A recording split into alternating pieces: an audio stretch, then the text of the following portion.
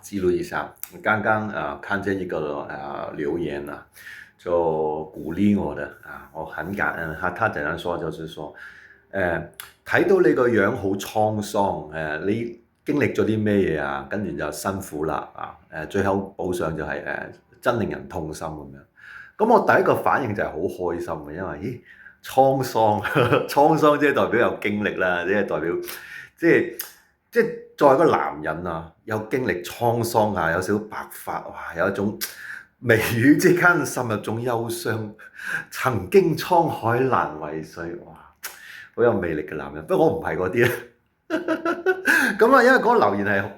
應該半年前嘅，我啱啱先睇到喎，咁我冇覆到佢咯。咁我淨係因為我係喺邊度睇到？我喺電視機睇到啊，所以即係我用電視機睇 YouTube 啊，我睇翻自己啲片，我見到個留言，咁我就但係嗰有個功能嘅可以按個 like 同埋愛心嘅，咁我兩樣都有按嘅，咁但係我就冇即時覆到佢啊，因為我其實都係懶啫，其實我應該拎起部手機用打字回覆佢。咁但係我覺得呢啲係緣分嚟，不斷拍段片去回覆佢啦，咁睇下有冇緣分呢位朋友見到啦。咁當然我第一個感覺就係即係好感恩啦，係啊，即係有人關心我，佢唔識我噶嘛，係啊，咁即係佢見到我滄桑嘅樣，咁就覺得心痛咁樣。但係第二個感覺就係即係第二個感覺，即係頭先講話，我覺得哇好型啊！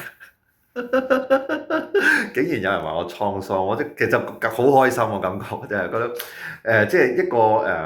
為咗自己嘅家庭事業付出努力嘅男人，有少少滄桑嘅味道，哇，好吸引啊！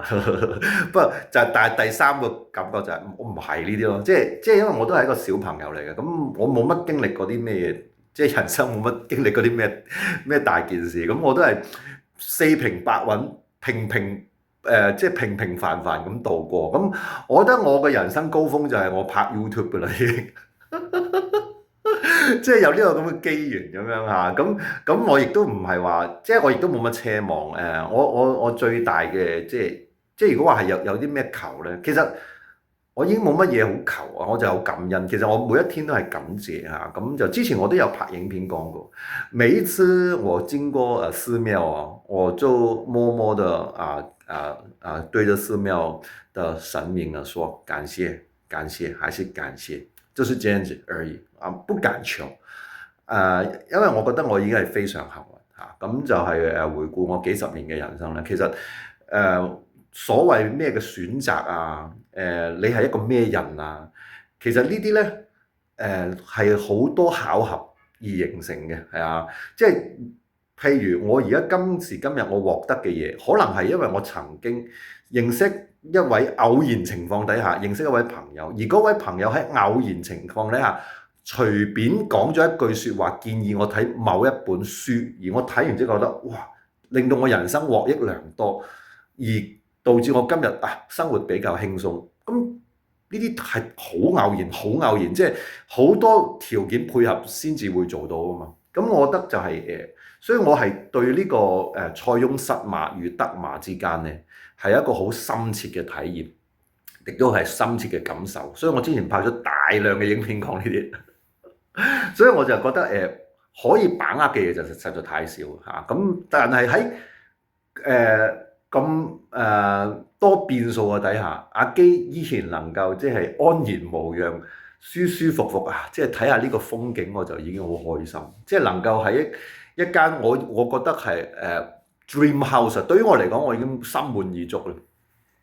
同埋一個咁理想嘅地方度過我嘅餘生咁我就已經好開心。咁所以佢即係嗰位朋友覺得你經歷咗啲咩咁，我即刻諗。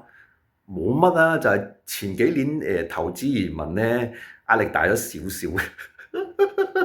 咁而家都過咗啦，咁就係咁咯，係啊，嗰陣時會比較瘦少少，塊面攣落去咁咯，咁而家我就已經開始有肥翻啦，同埋開始我又練翻身啦，我而家其實應該咁講話大隻咗嘅，壯咗嘅，咁就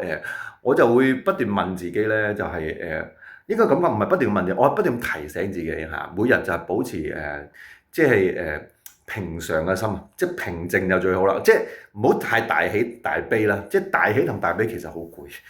即係快樂去到某個極端咧，其實之後佢跌翻落嚟，其實都係攰啊。咁我即係我亦都覺得我開始隱約覺得自己做得到，係啊。咁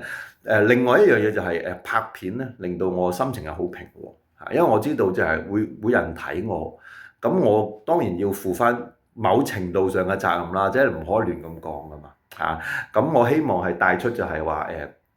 即係盡可能嘅話，如果有呢個能力嘅話，開心啲，做好自己。其實我都係提醒自己，因為我拍影片有陣時會睇翻，係啊，記錄低咁咯，係啊，即係唔好令自己過得太辛苦啫，係啊，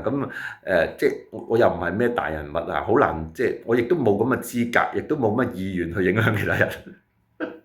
我最想做好自己啫，係做好自己我就已經我對最大嘅成就嚟啦，我覺得。我曾經有一位偉大嘅作家倪匡先生啊，倪匡先生呢句就真係深深印喺我腦海裏邊。佢好多説話都印喺我腦海，其中一個就係佢話佢最聰明咧就係知道自己蠢。哇！即係個咁叻嘅人講出咁嘅説話咁樣，咁阿基就想學習，但係即係阿基係就知道自己即係能力